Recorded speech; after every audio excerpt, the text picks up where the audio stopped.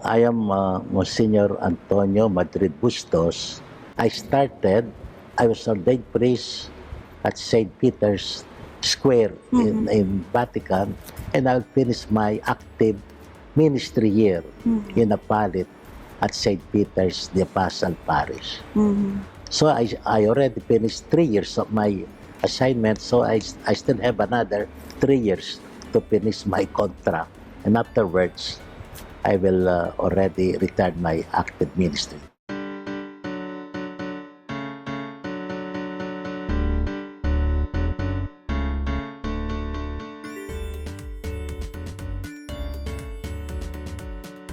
Hey guys! Welcome to Mama's Boys. In this program, we will meet priests from around the globe. We will discuss interesting features of their lives, from their humble beginnings, their calling, the churches, and more.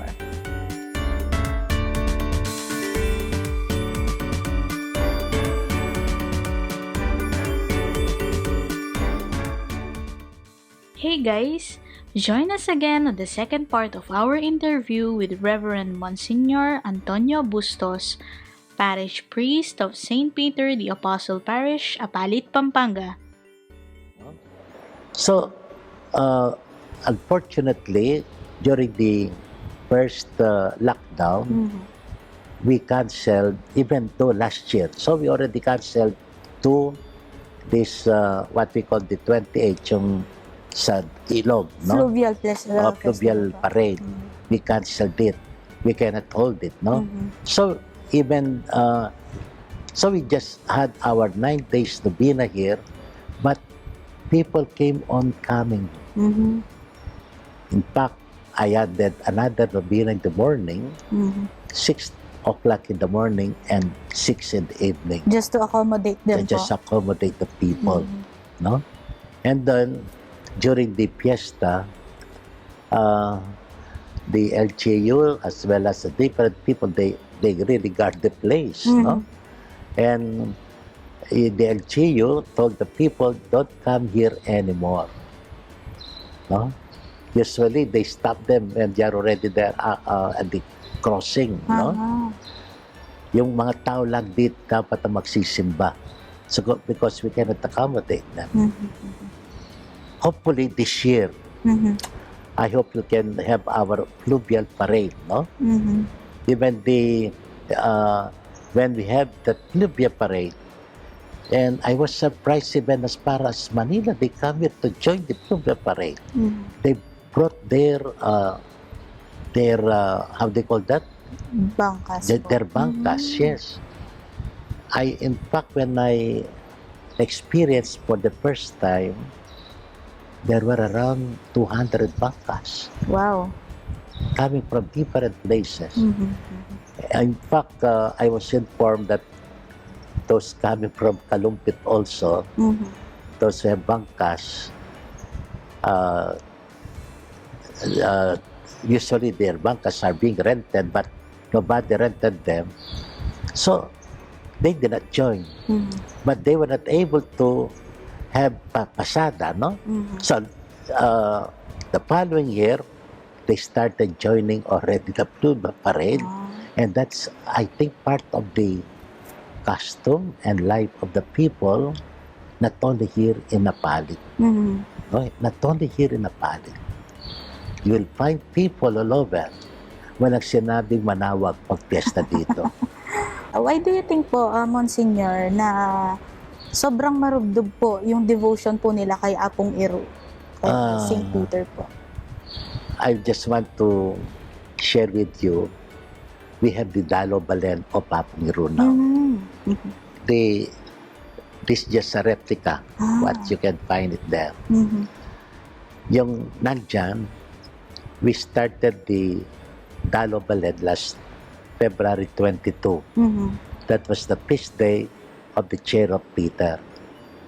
So, they recommended to me that with St. Peter, the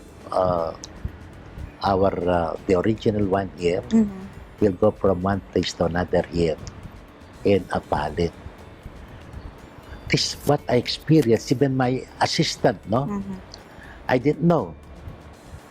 last February 22, after our last prayer here, departure prayer, when they were about to bring APUNG IRU outside, I immediately went outside first.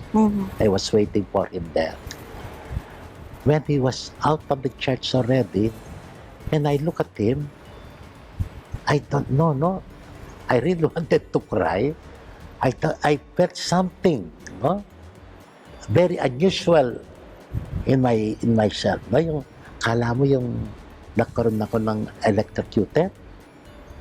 I could not believe that, no? And then after 2 days, I talked with my assistant. Dan din daw ang na-feel na nandun siya, no? I was really surprised. Pagkatapos yung mga tao, no? Hindi pa talagang piyestang June yan, no? You'll find so many people outside waiting for him to pass by. And it took us around 2 hours, no?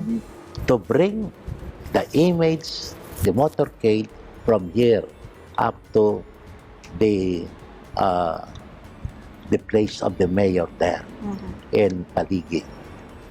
So that is my experience.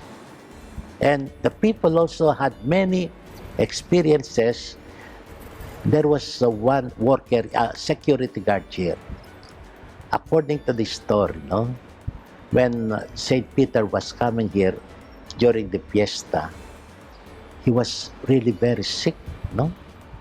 So what he did, he climbed up and prayed and touched the image of St. Peter.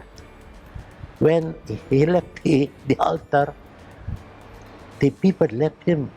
He could not understand. And there are many experiences that not only people coming here, they experience the grace coming from St. Peter.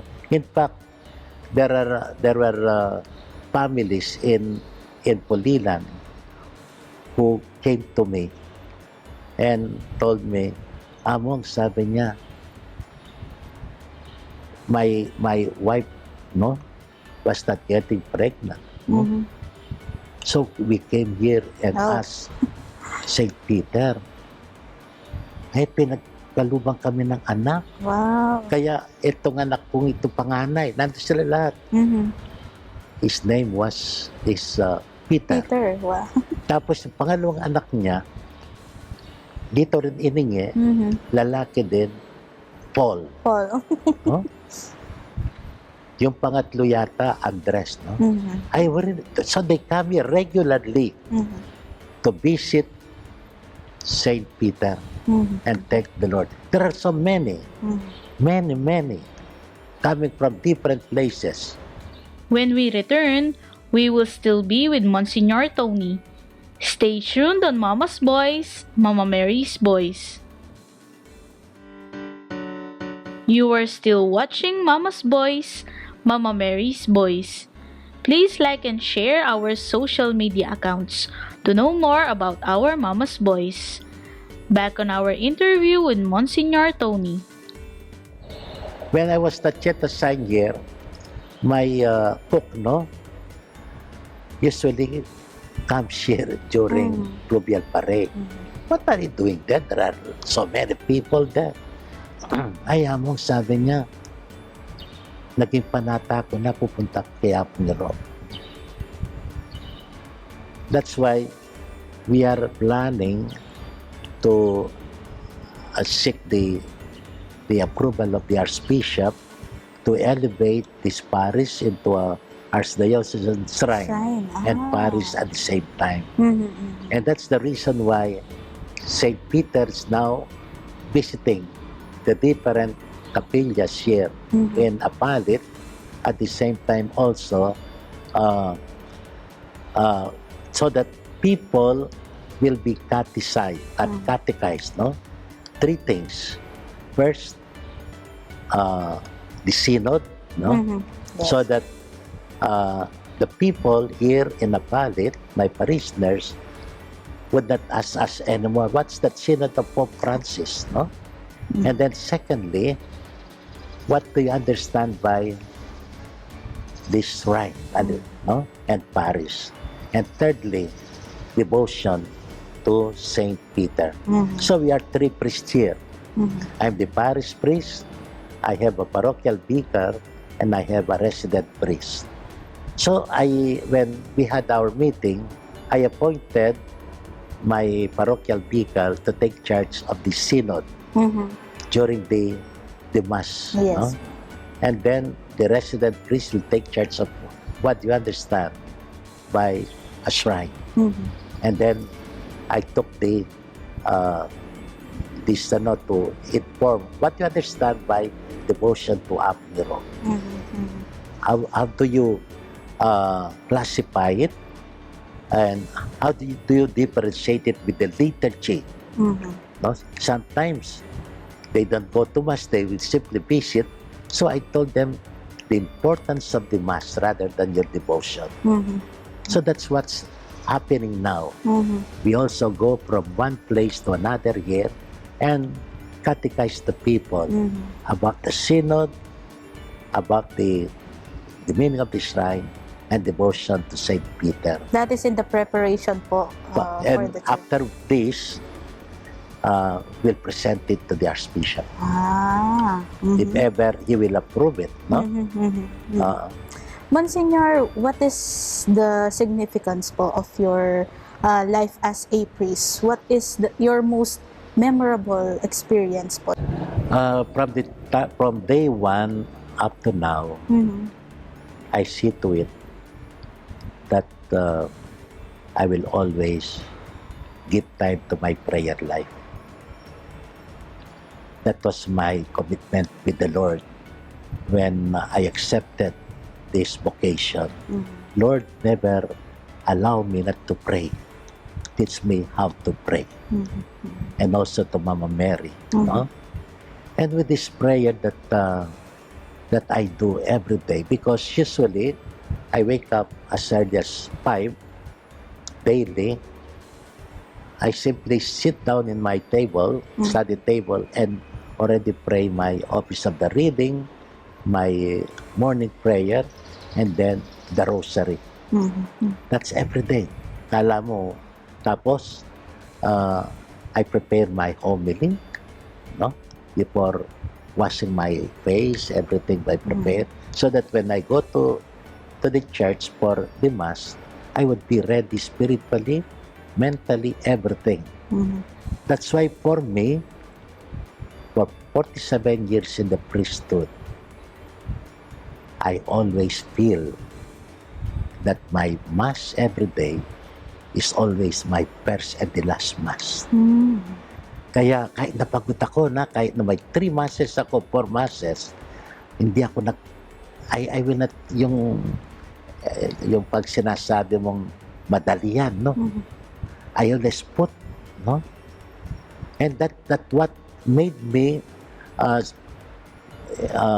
inspired by the Lord, especially with even though in my 47 years, you will undergo so many trials in my life.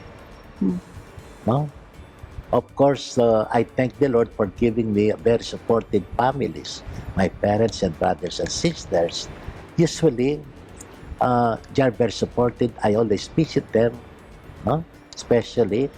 So, I enjoy. And also, this is one thing that they tell me, I'm a builder daw. Because wherever I go, when I leave the parish, nasa order lahat ang mga iniwang kong parokya. If you have been in Mexico, when I was assigned by Archbishop Aniceto, at first I was hesitant to go there because I was afraid with the, no? You have a mission there to put up a new convent. So, okay. I was able to put up that convent for only 6 months. Or 7 million, no? That's one of the best convent, no? In Mexico, no? Even in, and one thing that really made me a strong person is my love to the Blessed Sacrament. Wherever I go, the parish where I go, I simply ask, they have a Blessed Sacrament chapel. Pag wala, that's my first project. Like for example, when I was assigned in Dolores, wala sila. That was my first project. And also in Lord's Transfiguration in LNS, that was my first project. Dito, mayroon sila dito. Mayroon sa Wagwa. And then, I put up also in Holy Cross Parish in Lubao.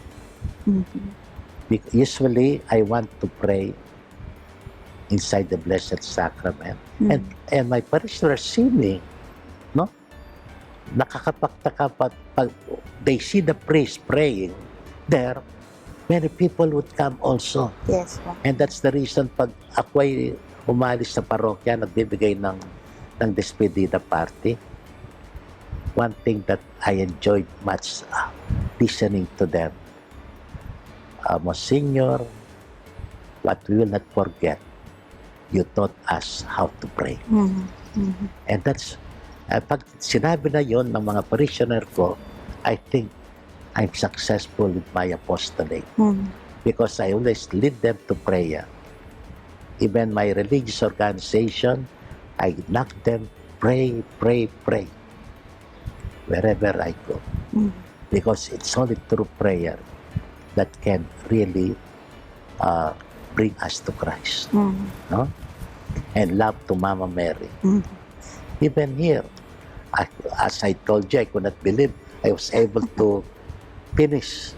I was able to put up millions of pesos with this pandemic, It's because that is the will of the Father, our Lord Jesus, and Saint Peter. When we return, we will still be with Monsignor Tony. All this and more on Mama's Boys, Mama Mary's Boys. Welcome back on Mama's Boys, Mama Mary's Boys. Don't forget to like and share our social media accounts to know more about our Mama's Boys. Back on our interview with Monsignor Tony. Monsignor, sa lahat po ng ginagawa nyo, do you still have free time pa po? Do you have hobbies or interest po? So, of course, my interest usually, before I was playing basketball when I was seminarian, but walking. Walking, and then treadmill, and also reading. And sometimes sharing your experiences with my fellow priest, no? Pag nagkakaroon kami ng just bonding, just like last week, nagbanding kami ng mga friend priest ko, no? Ang tagal namin, 2 hours. We enjoyed that company many times, no? That really unites us. No? Mas maganda kung ang kasama mo ay kamukha mong pare, mas sa mga layman. No? I enjoyed going with my fellow priest, brother priest. Monsignor, what were your advocacies po? My advocacy is what I say is prayer again. No? This is what I told you. Pray, pray, pray. And also, with regards to hospitals, since my 2 sisters have hospitals here, the Our Lady of Mount Carmel and the Dr. Armando Garcia Medical Center, I usually help them, and they ask for my help. No, I say mass, and then I go to the sick. But now during pandemic, I refrain from visiting the sick. Yes, no? po. And then I give some counseling to the different workers medical workers, no? Sometimes inspiring them, and also in the school, no? I also help there, and that's my what I call apostolate. Pag nahinip na ako sa parokya, doon ako, ibang apostolate naman, no? And the Lord is so good, no? Not all the priests have that privilege, Yes no? po. Ako, He gave me that privilege. Even though I retire my active parish, I still have another kind of apostolate, hospital and the school. Monsignor, what is your message to the youth in your parish po? To the youth in the parish? Yes po, Monsignor. As you all know, our youths nowadays are entirely different from the youths before. One thing that I could advise them, be truthful to themselves and study very well, give more time to Jesus. Kasi yung mga youths ngayon, they are very talented, no? Sa mga media, mass media, wherever you place them, they are there. Ang kulang lang nila, yung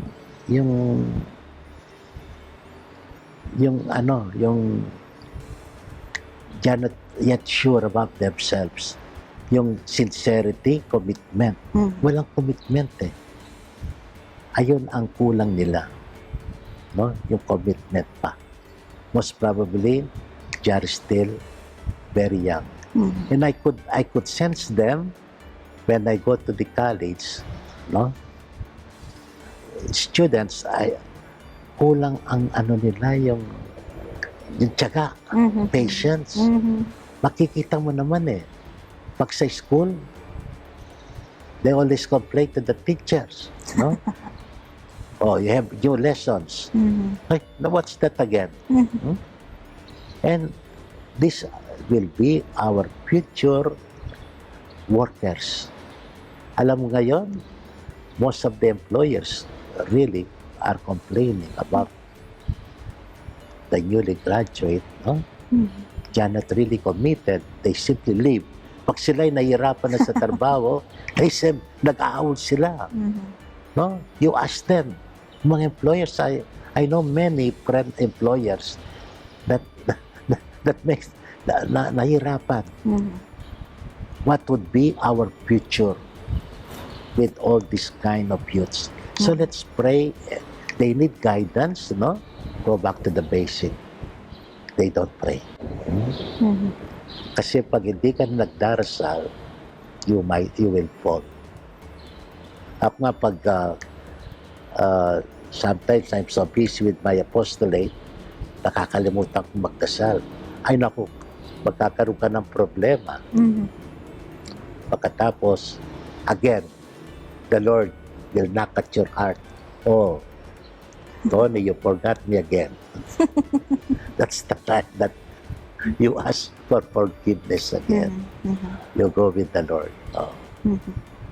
Monsignor, how about your parishioners here in this parish? What's your message to them po? One thing that I experience in this parish, they are very religious. But it's progressing. It's a very progressing community now. And before, when I usually come here, you don't find so many people around this church. But now there are lots of people coming from different places, Visayas, Mindanao, even in Masantol, Macabebe, because it's getting flooded there. They come here, they migrate here, and most of the subdivisions, when I bless their house, among kabalenda kayo po. But I think I'm still very happy with the people of Apalit. Nandito pa sila, yung mga matatanda. They are so prayerful, devoted, Catholics. And I hope the next generation would continue doing that, no?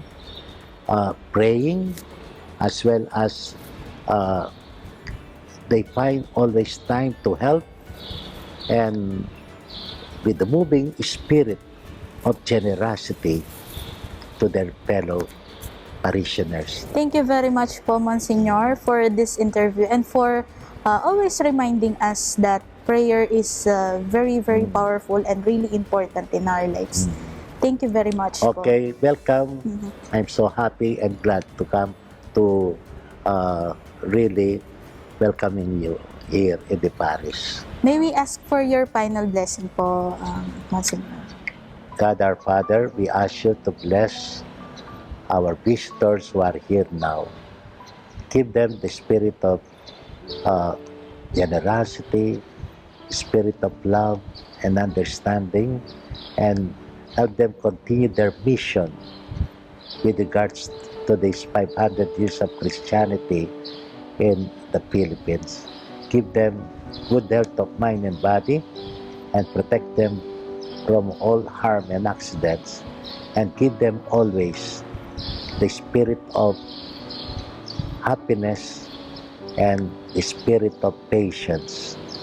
We ask you this through Christ our Lord. Amen. The Lord be with you. And with your May spirit. Almighty God bless you, the Father, and the Son, and the Holy Spirit. Amen. Amen. Oh, God bless you. Thank you po. Once again po, thank you very much. We would like to thank the following.